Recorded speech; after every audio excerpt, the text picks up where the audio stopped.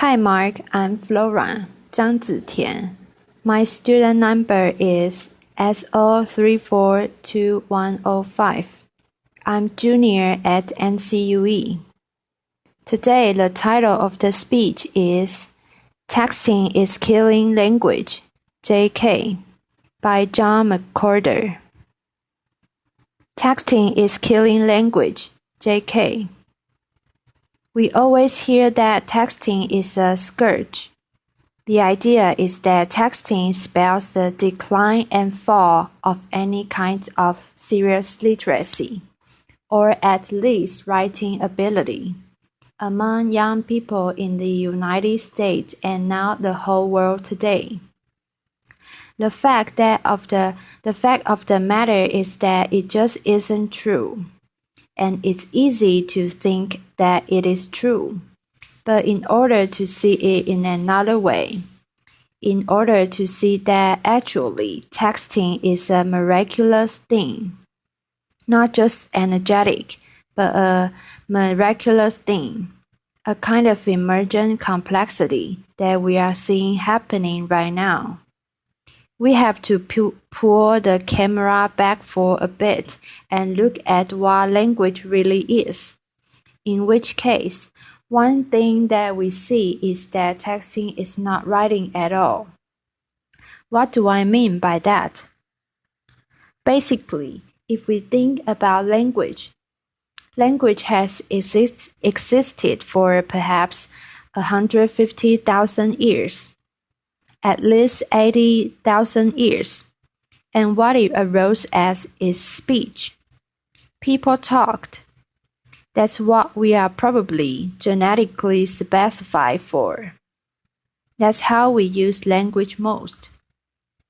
Writing is something that came along much later.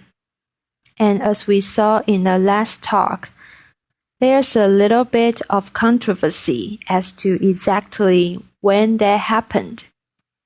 But according to traditional estimates, if humanity had existed for 24 hours, then writing only came along at about 11 or 7 p.m. That's how much of a latterly thing writing is. So first there's speech, and then writing comes along as a kind of artifice. Now, don't get me wrong, writing has certain advantages. When you write, because it's a conscious process, because you can look backwards, you can do things with language that are much less likely if you are just talking. For example, imagine a passage from Edward Gibbon's The Decline and Fall of the Roman Empire. The whole engagement lasted above 12 hours, till the gradual retreat of the Persians was changed into a disorderly flight, of which the shameful example was given by the principal leaders and the Serena himself. That's beautiful, but let's face it, nobody talks that way, or at least they shouldn't if they are interested in reproducing. That laughter is not the way any human being speaks casually. Casual speech is something quite different. Linguists have actually shown that when we are speaking casually in an unmonitored way, we tend to speak in word packets of maybe 7 to 10 words. You'll notice this if you ever have occasions to record yourself or a group of people talking. That's what speech is like. Speech is much looser. It's much more telegraphic. It's much less reflective, very different from writing. So we naturally tend to think, because we see language written so often, that's what language is. But actually, what language is speech. They are two things. Now, of course, as history has gone by, It's been natural for there to be a certain amount of bleed between speech and writing. So, for example, in the distant era now, it was common when one gave a speech to basically talk like writing. So I mean the kind of speech that you see someone giving in an old movie where they clear their throat and they go, "Ladies and gentlemen," and then they speak in a certain way which has nothing to do with the casual speech. It's formal. It uses long sentences like this given one. It's basically talking like you write. And so, for example, we are thinking so much these days about Lincoln because of the movie. The Gettysburg Address was not the main meal of that event. For 2 hours before that, Edward Everett spoke on a topic that, frankly, cannot engage us today and barely did then. The point of it was to listen to him speaking like writing. Ordinary people stood and listened to that for 2 hours. It was perfectly natural.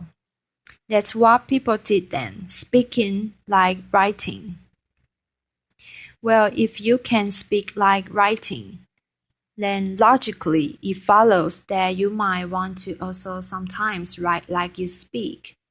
The problem was just that in the material, mechanical sense.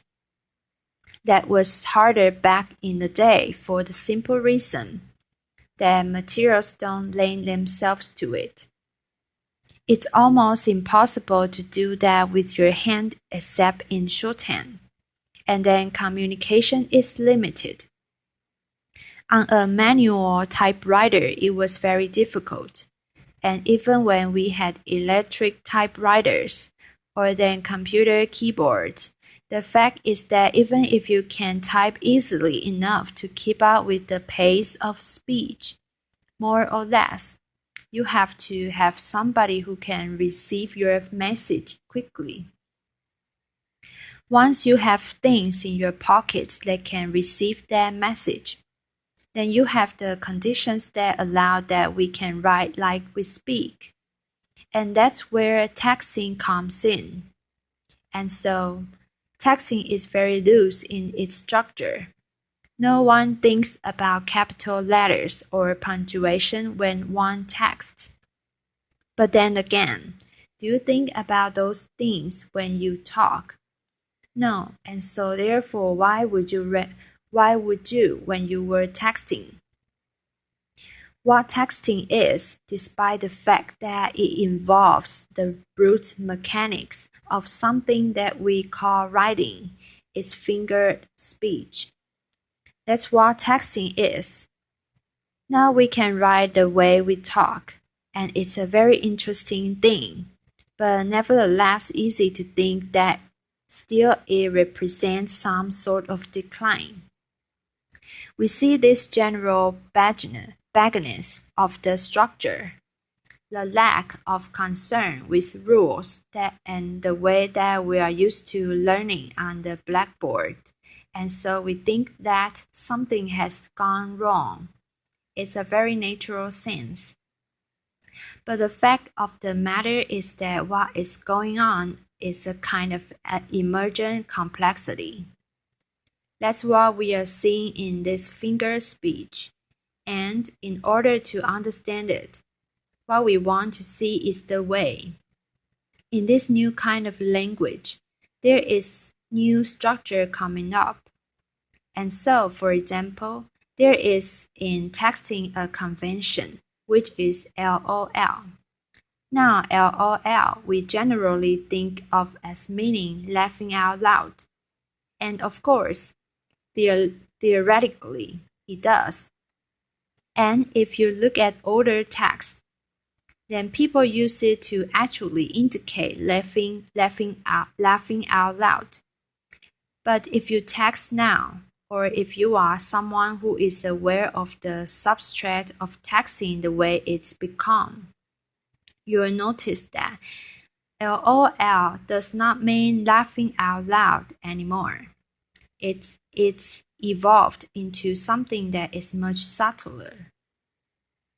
This is an actual text that was done by a non-male person of about 20 years old not too long ago. I love the font you are using, by the way. Julie, lol, thanks Gmail is being slow right now. Now if you think about it, that's not funny. No one's laughter.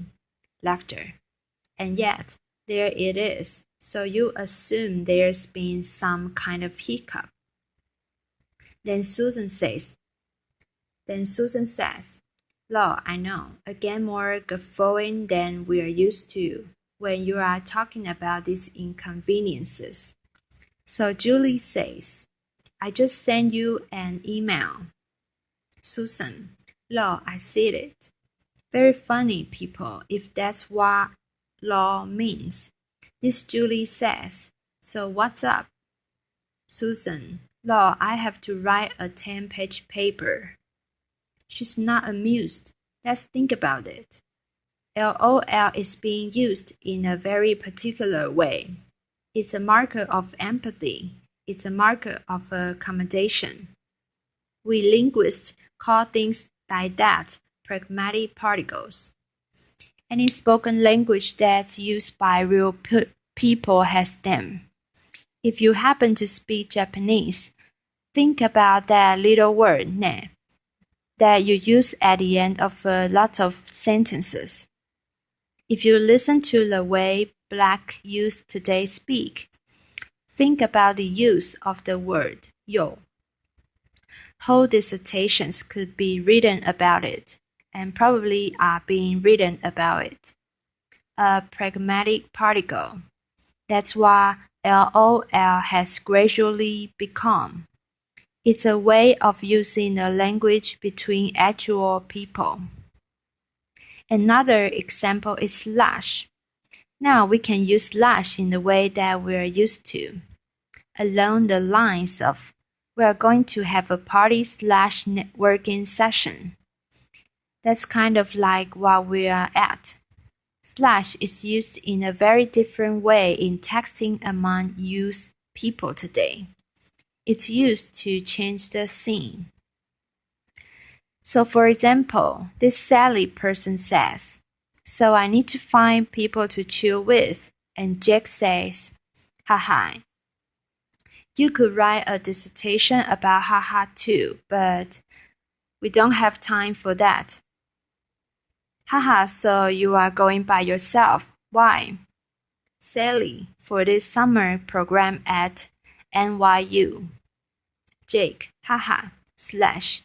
I'm watching this video with Suns players trying to shoot with one eye. The slash is interesting. I don't really even know what Jake is talking about after that, but you notice that he's changing the topic. Now that seems kind of mundane, but think about how in real life, we're having a conversation and we want to change the topic. There are ways of doing it gracefully. You don't just zip right into it. You pat your thighs and look wistfully off into the distance. Or you will say something like, makes you think. When it really didn't. But what you are really. Laughter. What you are really trying to do is change the topic. You can't do that while you are texting. And so ways are developing of doing it within this medium. All spoken languages have what a linguist calls a new information marker, or two or three. Texting has developed one from the slash. So we have a whole battery of new constructions that are developing. And yet it's easy to think, well, something is still wrong. There's a lack of structure of some sort. It's not as sophisticated as the language of the Wall Street Journal. Well, the fact of the matter is, look at this person in 1956, and this is when texting doesn't exist. I Love Lucy is still on the air. Many do not know the alphabet or multiplication table, cannot write grammatically. We've heard that sort of things before, not just in 1956. 1917, Connecticut school teacher. 1917. This is the time when we all assumed that everything somehow in terms of writing was perfect because the people on Downtown Abbey are articulate or something like that. So from every college in the country goes up the cry. Our freshmen can't spell, can't punctuate, and so on. You can go even further back than this. It's a president of Harvard. It's 1871. There's no electricity. People have 3 names. Bad spelling, incorrectness, as well as inelegance of expression in writing. And he's talking about people who are otherwise well prepared for college studies. You can go even further back. 1841. Some long-lost superintendent of schools is upset because of what he has for a long time noted with regret the almost entire neglect of the original blah blah blah blah blah. Or you can go all the way back to 63 AD. Laughter. And there's this poor man who doesn't like the way people are speaking Latin. As it happens, he was writing about what had become French. And so there are always laughter, applause. There are always people worrying about these things, and the planet somehow seems to keep spinning. And so, the way I'm thinking of texting these days is that what we are seeing is a whole new way of writing that young people are developing, which they are using alongside their ordinary writing skills. And that means that they are able to do 2 things. Increasing evidence is that being bilingual is cognitively beneficial. That's also true of being bidialectal. That's certainly true of being bidialectal in terms of your writing. And so texting actually is evidence of a balancing act that young people are using today. Not consciously, of course, but it's an expansion of their linguistic repertoire. It's very simple. If somebody from 1973 look at what was on a dormitory message board in 1993, the slang would have changed a little bit since the era of love story, but they would understand what was on that message board. Take that person from 1993, not that long ago. This is Bill and Ted's excellent adventure. Those people. Take those people and they read a very typical text written by a 20-year-old today. Often they would have no idea what half of it meant because a whole new language has developed among our young people doing something as mundane as what it looks like to us when they are batting around on their little devices. So in closing, if I could go into the future, if I could go into 2033, the first thing I would ask is whether David Simon had done a sequel to The Wire. I would want to know, and I really would ask that, and then I'd want to know actually what was going on downtown Abbey. That'd be the second thing.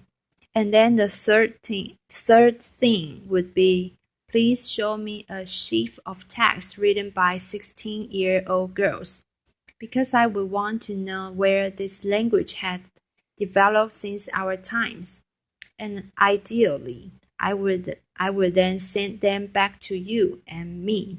Now, so we could examine this linguistic miracle happening right under our noses. Thank you very much. Applause. Thank you. Applause.